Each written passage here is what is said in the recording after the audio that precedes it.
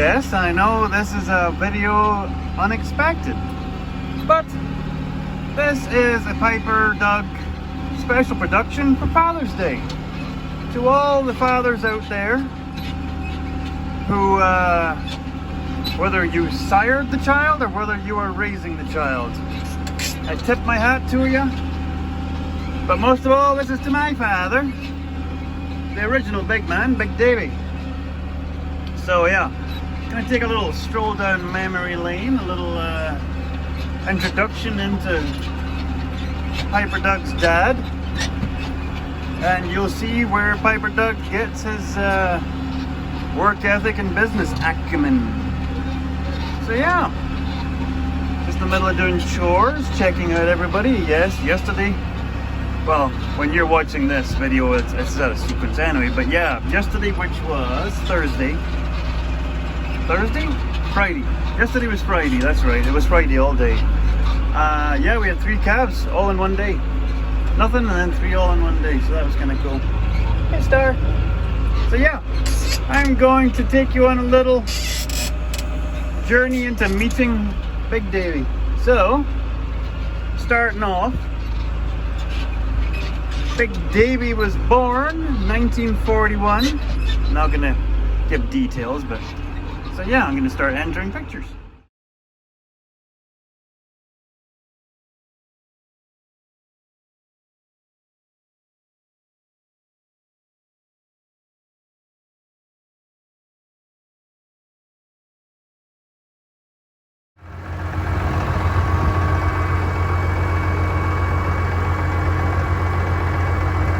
So yeah, that's my dad when he was little. Humble beginnings in Kilmarnock, Scotland. Hi, Phoenix. Sweet girl. Oh, darling.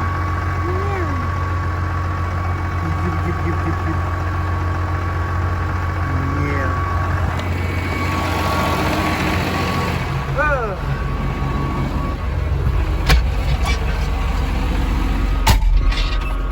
So yeah, oh geez, we got a peanut gallery. You gotta watch when I'm backing up, I don't catch anybody here. Oh, they're at the back too, so make sure Phoenix has walked away.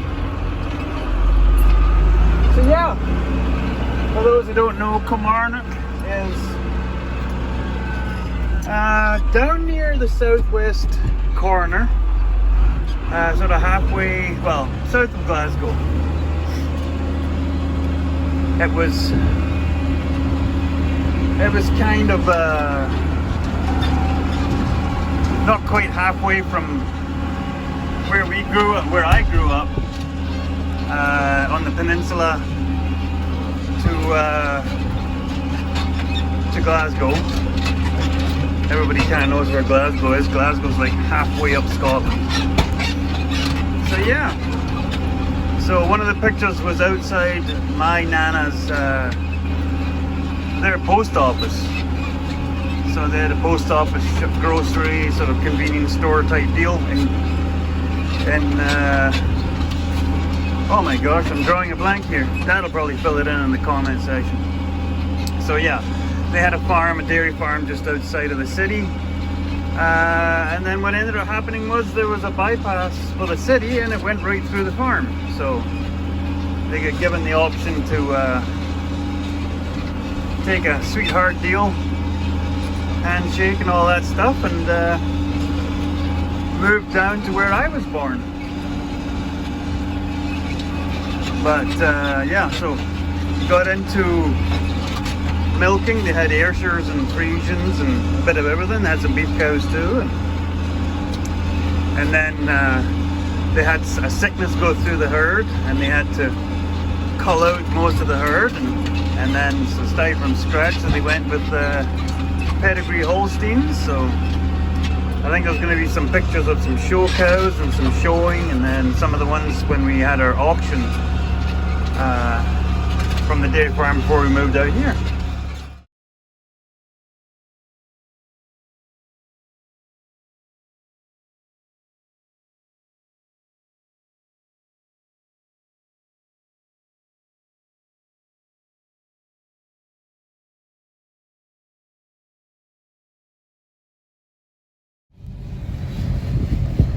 Oh yeah, and by the way,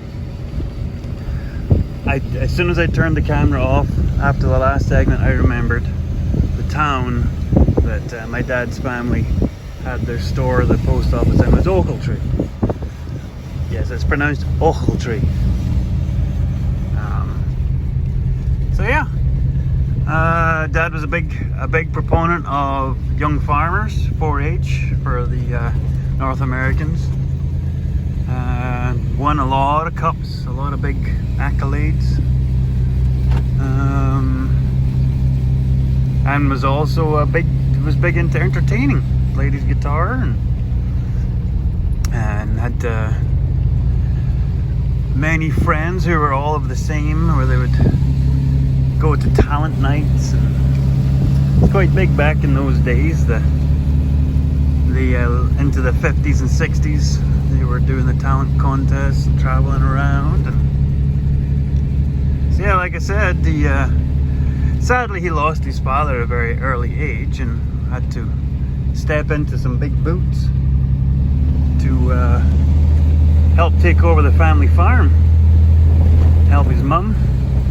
Dad had an older sister, has a younger sister, and so yeah, looking at all this nice hay, it's starting to head out pretty good. So yeah, I'll maybe put in some more pictures here of the family.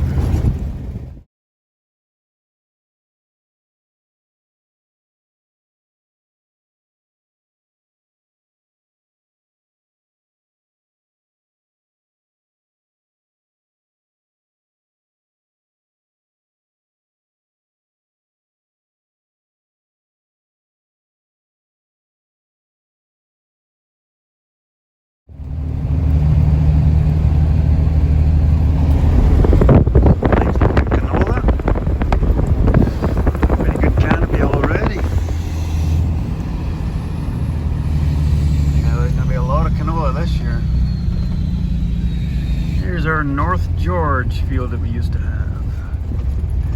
Yeah, they put the approach in the corner where I started. The old yard is gone. Can't even see the driveway, nothing's all gone.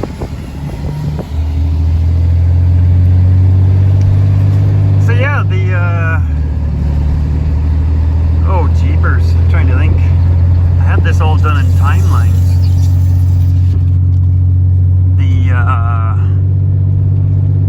So I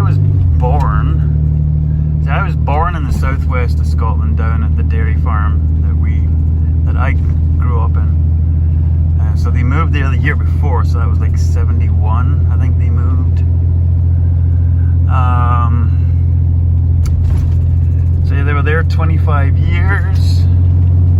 Built up quite a well-renowned dairy herd of Holsteins, pedigree Holsteins there, and developed quite a nice yard. I do miss all that concrete, I'll tell you, especially this spring. So yeah, then because of the way that farming was going, Mad Cow was getting quite rearing its ugly head at that point, and looking to expand for the sake of family. We made the decision to sell dairy, follow my mom's younger brother Archie and family, the Wilsons, over. They were over in Verdon, so they had been over here looking at farms and found one nearby, so we're half an hour from Verdon here. So yeah, I moved to a grain farm, and so yeah, Dad learned. He knew about grain farming. We grew a bit of grain on the dairy farm, but not to this extent. So it all to relearn. So yeah, farmed here for 25 years. About 5 years after we'd moved here, we put on the beef farm where we now live. And so yeah, there's a plethora of pictures that come with, I'm not going to go into the farmyard because it's owned by somebody else, of course, and you don't just go on unannounced. Plus there's a lot of changes been made, and it's kind of one of those where it'd be weird. So this is the 21 highway. So that is the farm that Mum and Dad, we all ran together as a family. We ended up purchasing this half section out here, and this half section here was the home half, so sort of the crown jewel, very good land.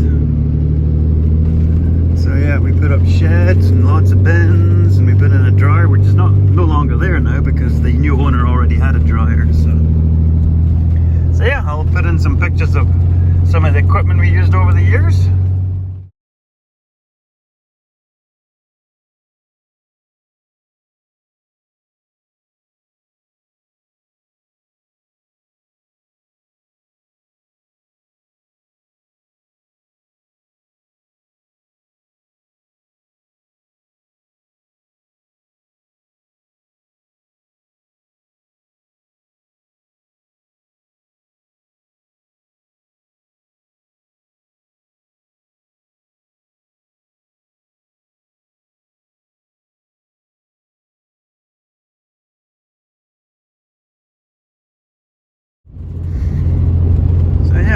We had the half section, so there's a half mile south of this section here. This half section was a mile north and south. And then we also added this half section that runs east to west. So we had 2 miles in a straight line here. And then we also had this half section. This is the half section that I actually bought off Dad, and then I traded to my brother to get what we now call tree field up by the cattle farm. So we had always tried to get the north half of this section, but the other time that it got sold to who now owns this land. So they ended up doing what we were going to do, which was knock out the fence lines between the 2 half sections and farm a complete section. Now, ironically, there's a ravine, or a water run anyway, it's not a ravine. There's a water run that dissects the section almost perfectly in half. So yeah. Anyway, I'll bring you back in a sec.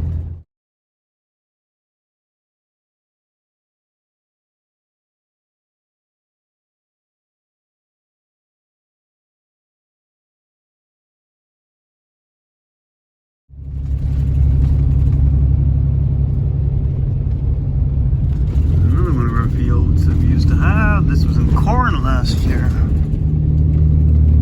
Haven't really done a whole heck of a lot to it, but got a decent corn crop, even though it was a really bad drought last year. They got a decent crop off of it. I never heard what the tons were, but it looked good from the road anyway. We did a lot of work to this field. There was actually an old yard site in the middle of the field and a whole lot of bush, and we had the bush cleared, and then what was left of the old yard site was basically a ramp up to one of those hayloft barns. We had that all leveled off and buried and cleaned up, and there's a couple other little bluffs here along the bottom end, so they haven't done a whole heck of a lot to this field. Anyway, there's old Subbies. We used to rent this land. Ooh. Yeah, it was one of these where we were setting up to rent it the next year, and he rented out from underneath us even after we'd got all the inputs ready for the next year. And here's one of the fields we used to have. This is Chunion. So yeah, you can just see an area there. That's where there was a slough, and there was a couple of grain bins and some rough ground. It's all filled in and drained for the most part. It's still a little bit soggy, especially this year, but that's another one of those quarters where it's heck of good ground. There's a lot of late fields out here. I think these are all sprayed now. This stuff that was all early put in because it looks like wheat. They'll made stonking good crops this year. Apparently they said middle to the second half of June it's supposed to get dry, cooler but dry, and then warm up for July. So yeah, they'll be cracking good. We got lots of moisture, so they'll be cracking good crops. Anyway.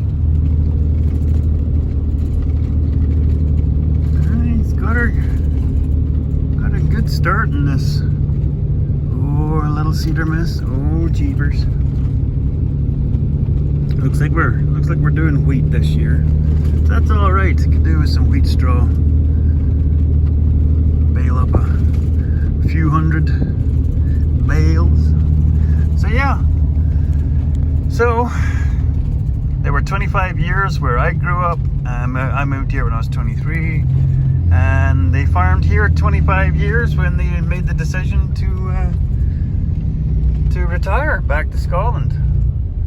So yeah, basically what was happening was mum and dad were, you know, in their pension years, senior years, and my older brother, married, does not have kids, so there's nobody to farm for in the future.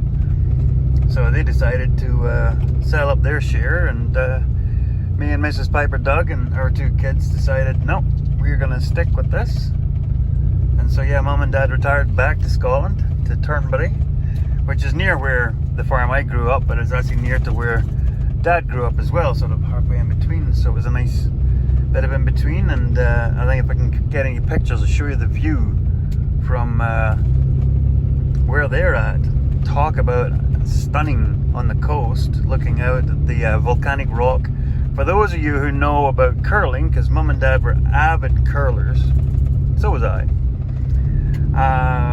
The Ilsa Craig is where all the stones, most of the stones, and all of the Olympic stones were carved from the Ilsa Craig, which is right outside the window, so I'm going to stick that in here.